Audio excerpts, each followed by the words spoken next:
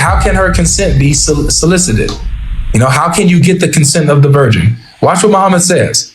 He said that she keeps silence. So her silence is her consent. The little virgin. If she's quiet, that's a yep. You got the green light. Bro, I don't know what to tell you because you don't think that's crazy? Listen, what the hell? Like, bro, listen, I'm telling you straight up, like, that's not the Islam I follow. I don't know what you're putting up. I know. I've not enough knowledge to debate you on this. I'm just going to be straight up. I'm not a scholar. Zainab. Hi. Hello. Hello. Hi. Do you have a question or comment? So as a Muslim, I feel like it's important to come with a respect and peace, and that's how we treat everybody. But my question is, how you say Islam is false? Change my mind. Yeah. Like, what is it that you don't like? Is there questions that you have? Like, what is it that you don't understand about the faith? Because I feel like, go ahead. Yeah, at this point of my life, it's not things that I don't understand. It's the things that I do understand that causes me to conclude that Islam is false. It's not from a place of ignorance. I've looked into some of these issues and I see that these things are incorrect, not coherent. Just because, like, growing up in the West, I know that after 9/11, there has been, the stereotypical ostracization and villainization of Muslims in general. Like, if you see a Muslim man with a beard, you would automatically assume he's a T. If you saw a practicing Muslim, you would automatically think she's, conservative, she's oppressed, and all of these things. So my stance on it is a lot of those kinds of conversations that people are change my mind, which you obviously probably aren't having these types of conversations like that, but there are so many people who are just really, really ignorant to the faith. Agreed. And so my advice would be to anybody on here is just to really explore the faith, but read the Quran with an open mind, because I think if there's a religion, from my experience, that teaches discipline and that teaches motivation and that really adheres to the principles of the faith, that's Islam. That's only because I just feel like that's my problem. No, go ahead. That's my problem. The Quran teaches you to do a lot of really wrong things that are not godly and that are not in line with the true God. That's my problem. There's a lot of things. What, can you give me an example that where you think that they aren't godly, or what do you mean? Sure. So a huge issue for me is the issue where it permits relations with girls who have not hit puberty yet. That's a huge issue. Okay? Now, I'm not talking about, that's okay in time. No, there's never a time where it's okay for a grown man to have relations with a girl, with a minor. Girl who has not, it's never okay. No, I completely agree with you. Good. I actually completely agree with you. I think there is no time for that. And that is obviously an awful and horrifying thing. And I think what you're referring to is Muhammad sallallahu alaihi wasallam and, Aisha. And basically, you're referring to the time where a lot of people come up with this because, they say that, a 9-year-old... Yes, sister. Oh, go ahead. Sorry. Okay, go ahead. So, although the Muslim sources do point to that as a reference, that's not what I'm actually talking about. What the Quran itself says. So, the Quran itself gives an allowance, a permission for young girls to be married off, divorced, had relations with when it comes to adult men and stuff. It allows that. So that's in the Quran. That's what I'm talking about.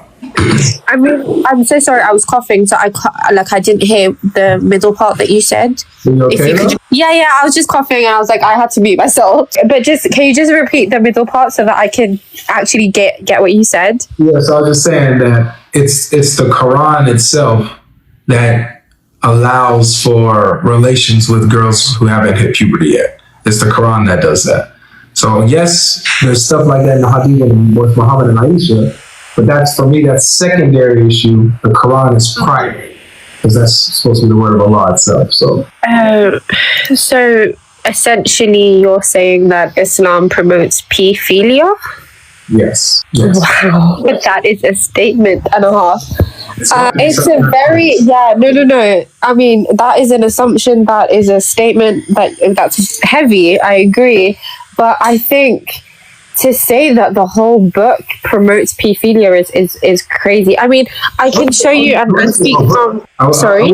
Now, I wouldn't say the whole book. I would just say that there's a place in the book that allows for that. I can show you if you like. So it's in chapter 65, verse 4. Oh, you have it? Nice. Who took me off the big screen? Yeah, we'll read it out. As for your women, past the age of menstruation, in case you do not know, their waiting period, their iddah, is 3 months. And those who have not menstruated as well, lam yahidna. As for those who are pregnant, their waiting period ends with delivery, and whoever is mindful of Allah, He will make their matters easy for them. All right, so just to be specific, let's break it down slowly. So this verse is talking about divorce. Like that's literally what the chapter name is talaq, which means divorce. Right? Now, it gives you 3 categories of females. It gives you, the first category are the ones who are too old to menstruate. So read that part one more time, the beginning. Yeah. And as for your women, past the age of menstruation. I pause there. So they're divorcing women who are past the age of menstruation, right?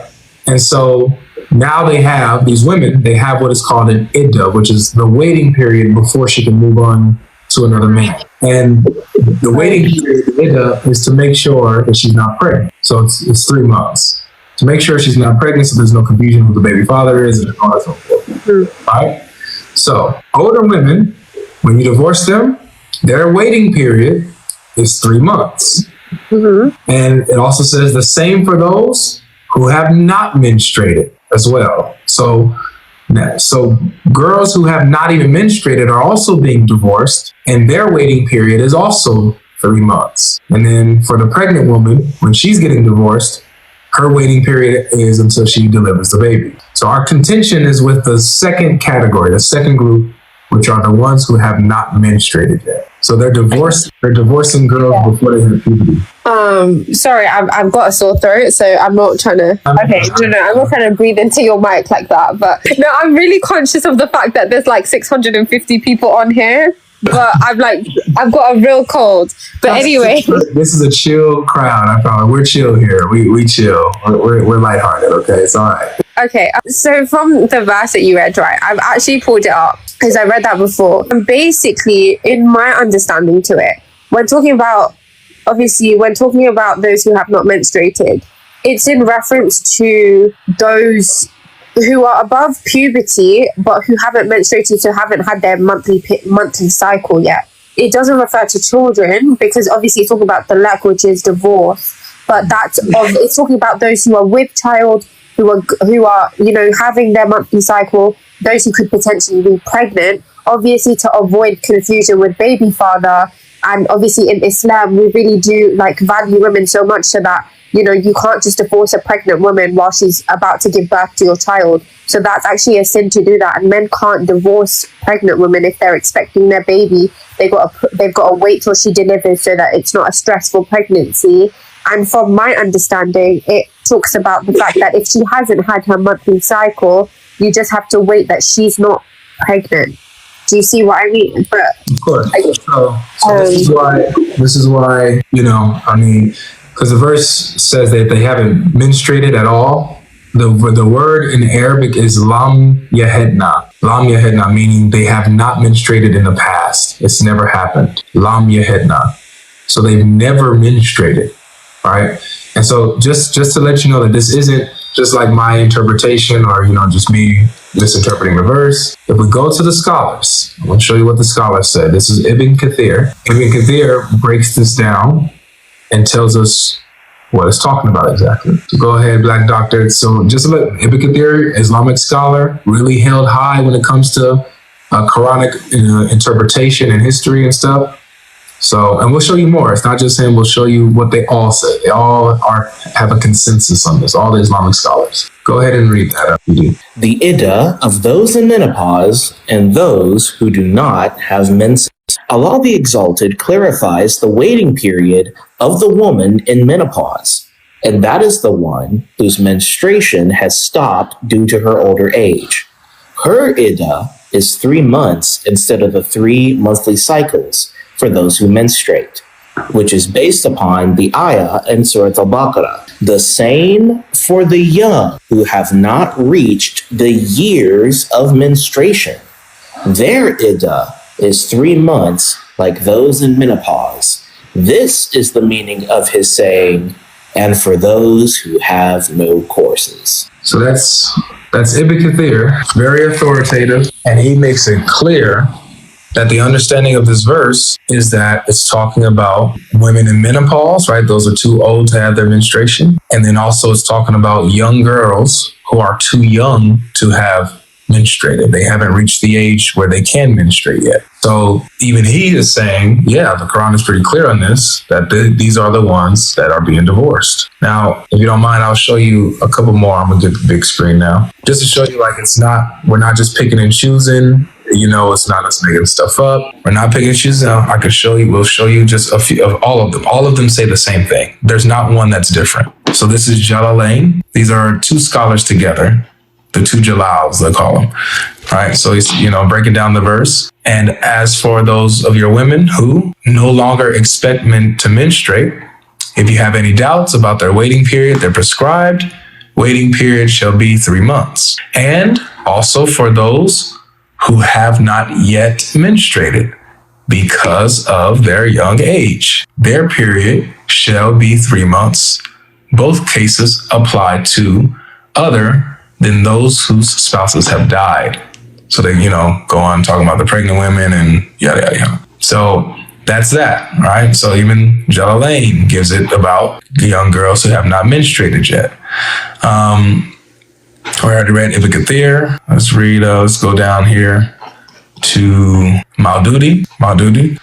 So here it says, now they may not have menstruated as yet either because of young age or delayed menstrual discharge, as it happens in the case of some women, or because of no discharge at all throughout life, which, though rare, may also be the case. In any case, the waiting period of such a woman is the same as of the woman who has stopped menstruation, that is, 3 months from the time divorce was pronounced. So Ibn Maududi includes young girls as being part of this category of ones who have not yet menstruated, right? So he talks about they're young, or they are, they have a little issue, delayed menstrual discharge, right? A medical issue, which is rare, but can be a case as well. So he includes both.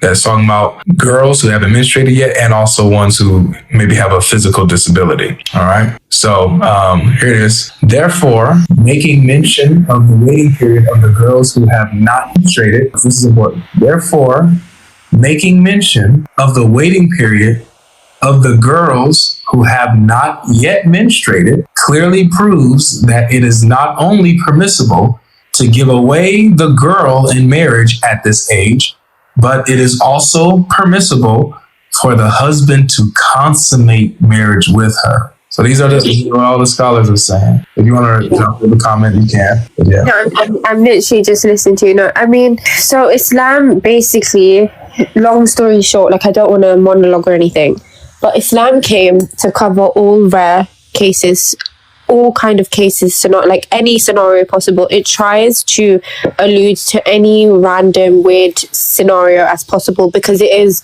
the book, we consider Islam and the Quran to be the last revelation. So for mankind, there's not going to be another revelation after the Quran. That's what Muslims believe, right? So even in situations where you're referring to what you would consider girls before their period and stuff, personally, I didn't see any reference to child or children. And also when looking at, the idea of periods in Islam and cleanliness is a part of our deen. So it's a part of our religion, right? There is a big importance. That's why Muslims are generally very, very, very hygienic people. We wash down there 5 times a day. We do all the wudu, which involves washing. You'll never find a stinky Muslim. Like if they on deen, they are not smelly, because we are told to purify ourselves as much as possible, and we are rewarded for that, right? So in reference to periods, when you're talking about the menstruation cycle, it's really important to recognize that Islam forbids a man to divorce his wife while she's on her period. There is nothing wrong with him marrying her during that time, but he cannot consummate, so he cannot have sex with her while she's on her period, because of that talks about, you know, it could, you know, damage her insides. You're not supposed to no, I get what you're saying. I'm coming back. I promise you, I'm coming back to the part where you're talking about menstruation. But just essentially, like, you cannot in Islam, you cannot consummate a marriage if she's on her period. She has to be clean. Like, that is a big thing. Yeah, this is not in reference to you talking about periods, and in there and a 3-month period. Sorry, I'm not talking about just simply periods. I'm talking about girls who haven't reached their period. Yes. And the reason why is because they're too young. Look, you see, like we showed you this, and all of them said this. The same for the young who have not reached the years of menstruation. What does that mean for young girls who haven't reached the years where they're able to? What does that mean? Well, I mean, realistically, Islam came over 1400 years ago, at a time where child marriage, even in the West, you know, child marriage, incest, all of that was very, very, very normal. Yeah. That doesn't mean it is something that we promote or we tell children to do, because if that was the case, I would have been married at 9. Of Allah are only back then, logic. That's what she's trying to say. Sorry? The words of Allah could only apply back then, right? Is that what you're saying? It cannot apply now? No, I'm not saying that. Respectfully, like, please don't put words in my mouth, because I didn't finish. You just interrupted me. Okay, that was not what I was saying. Okay. So look. Yeah, I mean, I'm not alluding. I really wasn't trying to. Yeah, it's okay. Well, okay. So basically, that was the time where it was a big thing, right? So it's important to recognize that children as young as 9, even younger than 9, were being married off. Sorry? Yeah. Speaking about what other nations do is not relevant to what the Quran is teaching. If the Quran itself is permitting this, then it's permitting something that is wrong, no matter whether it was something normal people were doing or not, which is not true. But just granting it, even if it was normal for people to be doing this sick act, it's still sick. It's still wrong. Okay, so I need you to focus on this, that the Quran, look, the same for the young who have not reached the years of menstruation. They're the ones who are being divorced, married, and slept with. You see what I'm saying? I understand your logic entirely, and I'm not trying to be rude when I ask you this question, but you know how there's like the Old Testament and the New Testament, and there are some violent verses in different scriptures, right? How do people consider and take that into consideration when they, you know, promote peace, when some biblical scriptures and some Talmudic scriptures are incredibly violent and also promote the unalivement of innocent people, yet people just completely ignore that because they say that, Let me answer you. I'll answer you real quick and bring you back. Of course. The difference. The difference is that none of those people are innocent. These are entire nations that have rebelled against God, sacrificed their children, have orgies, rebel against God. They continuously sin. And in fact, before God sent Israel into battle against these nations to take their land as his judgment against them for sin, he gave them 400 years. He gave them 400 years to turn to God, to repent of their sin and their idolatry before God cast his judgment on them to wipe them out or to take their land and give it to Israel. So he gave them time, and he put up with their sin for a very long time before he finally cast his judgment on those nations. So we have instances where God gives his wrath on a nation because of their sin. This is not that. This is a permissibility for men to marry, sleep with, and divorce, like, you know, immature girls. Okay. With your logic, how many 9-year-old Muslim girls do you know that are married to 65-year-old men? If we pull up online, we have a few. Matter of fact, there was recently, I don't know if it was about a year ago now, where a young girl, I believe she was either 7 or 10, where she got married to a man. He consummated the marriage with her, and she died that night. Okay. Well, with Islam, right, we have categories, and we have what's it called? Like, you need to fulfill these categories in order to get married. So I can pull that up for you to show you. But a lot of Islam is literally common sense, and it tells us it invokes us to use our intellect. It's not a religion for dumb people. Like, you're not supposed to blindly follow Islam. Islam is backed by science and everything like that. But I'm not going to start on a monologue. There is literally like a category. There are 4, I think more than 4, but there are categories that you must fulfill as Muslims to be able to get married. If you don't fulfill those, then you cannot get married. I have the So conditions. one of those conditions is that you need to be able to like take up a responsibility. Like, you are supposed to, be able to basically be able to be a wife or be able to be a husband. I personally do not think. No, it's true, because a 9-year-old cannot take on household. I have, according to your Islamic scholars, your jurisprudence, I have the ruling on marriage and what makes them qualified. I have it right here.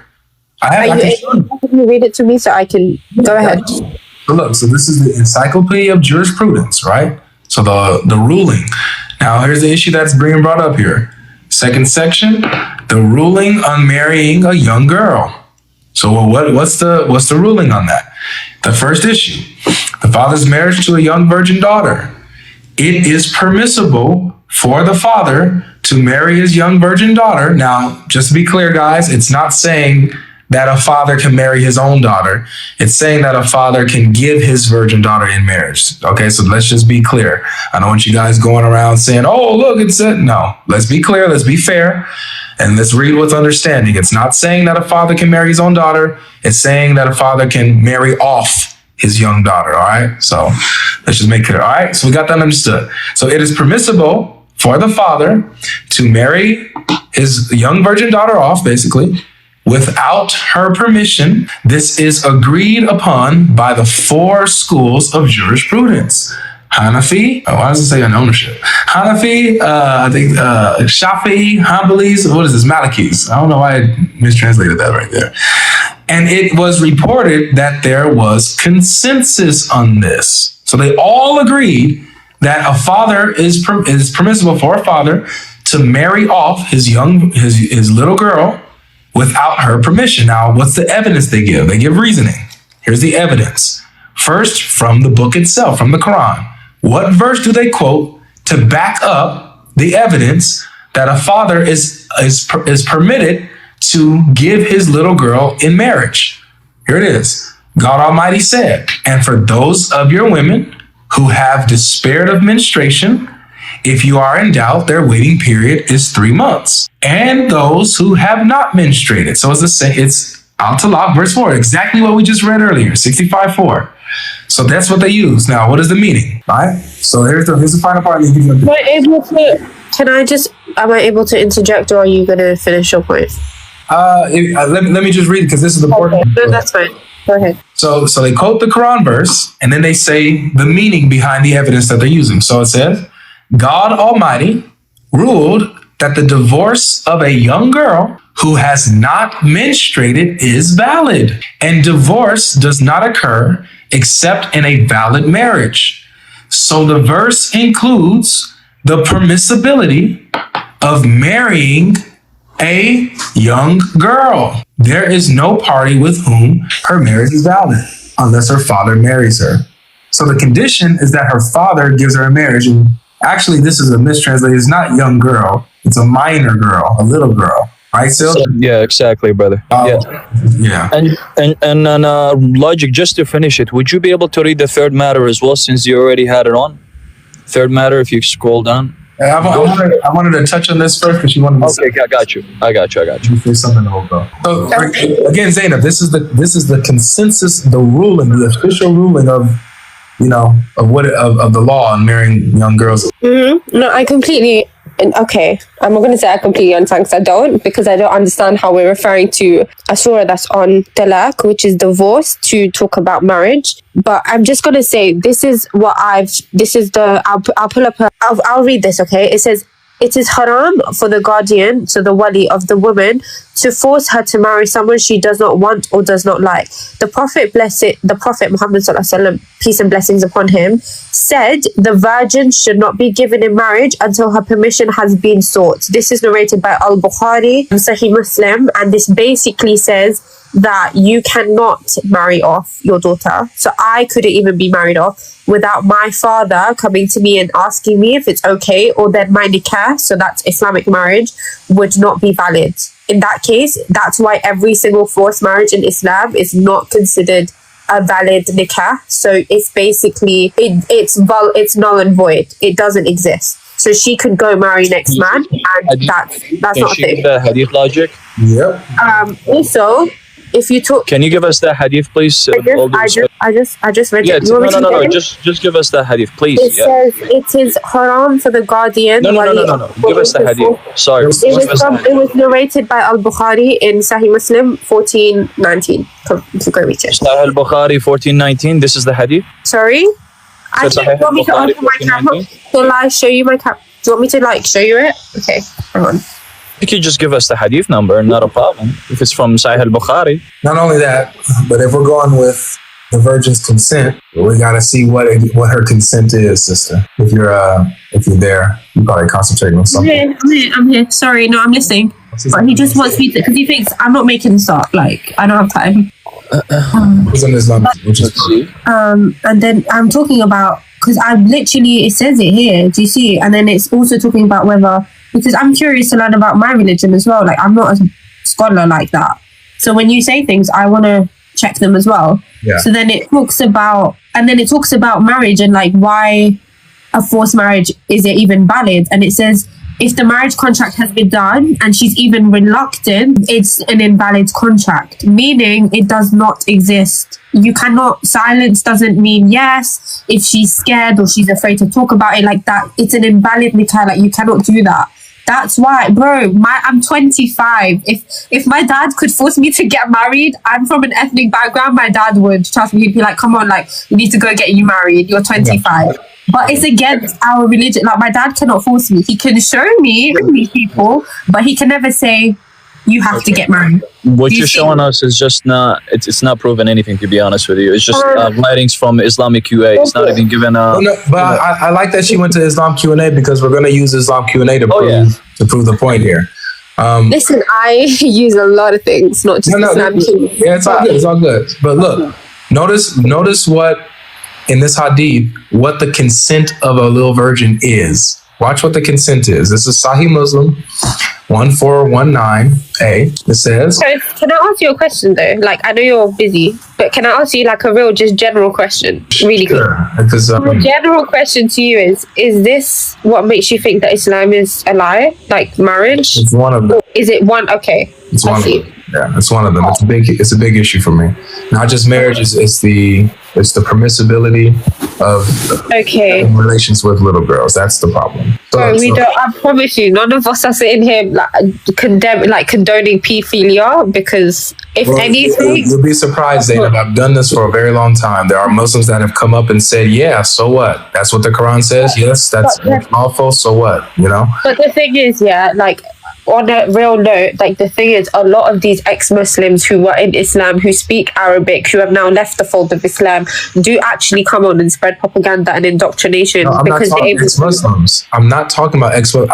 Here on this app, there are Muslims who come up and they'll say, yes, so what? Yes, this is what Allah has made permissible. Whatever Allah permits, Allahu Alam. Yes, so what? I don't have a problem with it. They come up and they defend this. They don't deny it. For me, it's just like the logic of, okay, if Islam promotes child marriage, aside from countries like third world countries and villages and all of that who are following culture as opposed to religion, like, you don't see where deen is actually followed. You don't see a 9-year-old with a... I can pull up so many articles, Zainab. I can pull up so many articles for you of little girls being given to older men in marriage in Muslim countries. I can pull all of this. What part of the world? Like, I'm Afghan, Persian, in the Middle East, and Pakistani, and those types of things happen. Like, we also have Okay, And I'll show you. I'll show you. Like, I can show you that happens. But Okay. that's also them following conservatism and culture as opposed That's to fine, Islam. but look, I don't even care what I don't care if a Muslim never did this.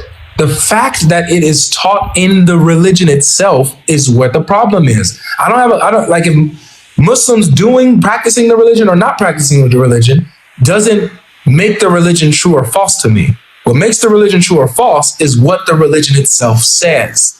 So if the religion itself, as we're showing in its own sources, is giving allowance for this, that's the problem, whether Muslims do it or not. So look, here's the consent of the girl. A woman without a husband must not be married until she is consulted, and a virgin must not be married until her permission is sought. They asked the Prophet of Allah.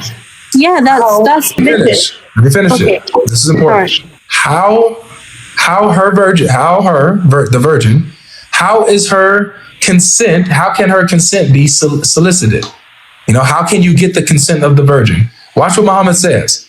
He said that she keeps silence. So her silence is her consent.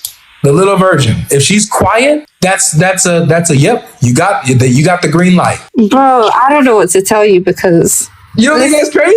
listen, what the hell? Like, bro, listen, I'm telling you straight up, like, that's not the Islam I follow. I don't know what you're putting I up. know. I've not enough knowledge to debate you on this. I'm just gonna be straight up. I'm not a scholar. Like, I don't have the knowledge to chat to you. You need to speak to someone who's like a scholar who can. I've spoken to I'm people. just a general Muslim from, like, I'm trying to learn on my deen, and these types of things, I learn it every day. This but it's is like the you need to deen. speak. No, you need to But speak this is to the someone. King, not even king, peasant. Listen to me, okay? Sorry, I'm not calling. No, I'm being straight up. Like, I'm not a scholar. I can't answer the questions. I'm just gonna respectfully dip. Like, it's not fair. Don't leave yet. Don't leave yet. I'm not challenging you, Zainab. Look, listen. So notice how I didn't like try to make you, explain something, or no, I didn't do nothing. I just was sharing with you my knowledge and what I have found, right? So I don't expect you to have an answer for everything or whatever. I'm just giving you what I know and a part of why I reject Islam. This is why, because look, I know that when you said it's so important, and what you said was so important, that this is not the Islam you know. This is not the deen that you follow. And I know that. I know that you have a particular view of Islam. You learned Islam as you were growing up or whatever, in a certain way. And so therefore, what we're showing you is not what you are familiar with. I know that. What I'm saying is that you have to, when you actually look into what Islam actually teaches, you look into the actual sources, look into what the Quran actually says, look into what the scholars actually say, you will see that the Islam you know is not the true Islam at all. I promise you. That's all I'll leave you with, okay? Just think on that. That's all I'll leave you with. By logic, the Asbab and Nuzul of the ayah, Sister Zainab, the reason why this ayah was revealed, just to give you a little bit of a heads up, Ubay bin Ka'b, he's the companion of the Prophet. If we go to Tafsir of Ibn Kathir, I'm just, giving you a quick one, that he said because of some young ones, and he clarifies it, he gives you, 3 categories, because it is talking about 3 categories, and he mentions some of the young one as well. This is why the ayah was revealed, the asbab and nuzul of the ayah. Okay, now what logic showed you, this is regarding the 4 madhahib, al-fiqhiyya al-arba'a. They give you the rulings of the marriage. Do you know, Zainab, sister, with all due respect, that the ones who have not reached the years of menstruation, obviously talking about the young ones, the little child ones, their iddah is 3 months. Now the iddah has been used for what? We know for a fact the iddah has been used for sexual intercourse. Why? Because we can see, according to 3349, it's talking about the believing women. So if you do not touch them, and they have no iddah waiting for you, period, for them to count. Now, what did Ahmed bin Hanbal says in Abu Ubaid? Once she reaches 9 years old, she is forced to bear intercourse. This is what the scholar says. This is 90% of the scholars that says, and they're all agreeing to it. Logic showed you many of the scholars. Ibn Kathir, الجلالين, the four madhab, which is الفقه الشافعي والمالكي والحنابلة, all of these, and we could go in deep, but we don't want to obviously, overwhelm you, but we want you to, please, we love you. We don't hate you. We want you just to kind of do your own research and think about it. Think about it. Exactly. That's all. Respectfully, guys, like, I'm just gonna say, I don't have enough knowledge to come and defend my religion like this, and I feel like it's not fair for me to be advocating on Islam on a panel with like 750 people where I do not have that type of knowledge to call it out. So I feel like it's best that you go to people who actually can, come and counteract what you're saying so that it's fair. Like, for me, I'm just, from London, like, I don't have that type of knowledge. I was born in a religion that teaches and doesn't teach that, and obviously, alhamdulillah, I'm good with what I have, but you need somebody who can give you that. There, obviously, in every religion, you're not going to have a pastor or a nun, or you're not going to have the top level people who know their religion like that. So me personally, I'm just a normal person. I'm learning every day myself, and I just don't think it's fair for me to come up here. So I respect you guys, and I hope that you guys can find somebody who is able to maybe show you a different understanding, but I personally can't offer you that. But it was nice to speak to you. And can I just say, I do not promote, and we as do not promote pedophilia, and I can stand on that. Then you go against Islam. Good. No, I don't. You're going against Allah's word. Astaghfirullah. Okay, look, Zainab, before you go, look, because I want you to follow me, and I want you to watch the conversations that I have with Muslims. I want you to watch it and see how Muslims try to engage with certain things that I bring up. Okay? So I think it'll interest you, so follow me and Zoom. Okay. Okay. I will. Can I just go ahead? How about we make, since she's here, if she has time, she can stay here and we bring someone to argue regarding the child marriage. What do you think? It's up to you about it. Let her go. Yeah, you can have me here if you want, and I can listen, but it's up to you. Like, somebody said use your brain, Zainab. Like, come on now. I'm using my intellect by telling people that I'm not educated enough. I think that's respectful, no? I think that it's honorable. It shows your humility. Like, okay, I'm not knowledgeable to speak further on this, but don't let it rest there. Since you're not knowledgeable on this issue, get knowledgeable on this issue, and then make a decision.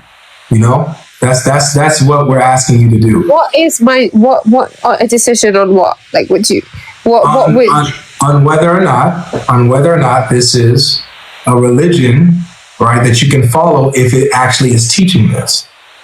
So what you need to come to this conclusion. Does Islam actually teach this, as we were showing you? And if it does, you have to be consistent and condemn it, right? If any religion that teaches this, you would condemn, So you need to, inform yourself. Does it teach this or not? If it doesn't, of course, you move on and learn other things. If it does, now you know that it does, and therefore you gotta condemn this stuff. Yeah. No, I agree. Can I just ask King whatever? No, peasant. Sorry, I'm not gonna. I'm not referring to him as King. Habibi, are you ex-Muslim? Because you lot are so obsessed with Muslims. Are you an ex-Muslim? Are you an ex-Muslim still, peasant? Are you? I am not an ex-Muslim. Are you an apostate? I am a kafir. I was born in Iraqi. She already got it. Yeah, you called it earlier. I know you so well. Your people infiltrate. Because I know your people. Sorry, that was rude. What do you mean, yo people? I mean, like, Iraqi, some of the ones that are like, not on it, they are some lovely people, but just have some very strong views. And I've come across them before. I already know your tactic, because when you started speaking Arabic, I picked up the dialect. You see, like, I already knew what was up. And then I was like, Iraqi. Anyway. But he was just sharing truth, eh? He was just sharing truth. The thing is, I've had this conversation with Iraqis before, and they come with the same rhetoric, with the same stance, with the same Arabic, with the same line. So I was just like, yep, But Sounds like one of them. he was different though. This was a different conversation, wasn't it? Well, we'll see. But yeah, keep coming through, keep watching. You're welcome to stay and watch as much as you want, and you can see how Muslims deal. Okay. All righty. I gave you a follow. Awesome. Oh, thank you. This wasn't a horrible conversation, so I appreciate that. We keep it cool here. Look, I have my views. I have my beliefs. I don't hate anybody that disagrees with me. I don't hate them for it. We can have an honest conversation, we can do that. Oh my God. Someone said I have a crush on you and that you'll convert me to whatever faith you're on. And people are crazy. I think they talk about Sil. Who the hell is Sylv? Ew, nah. Gross. I'm sorry, I don't marry peasants, you see. Anyways. Anyways. Those are marriageable words, I'm not gonna lie. Yeah, my bar ain't that low. Okay. Alrighty. Alright. Take care, Zay. Take care. Bye. Bye.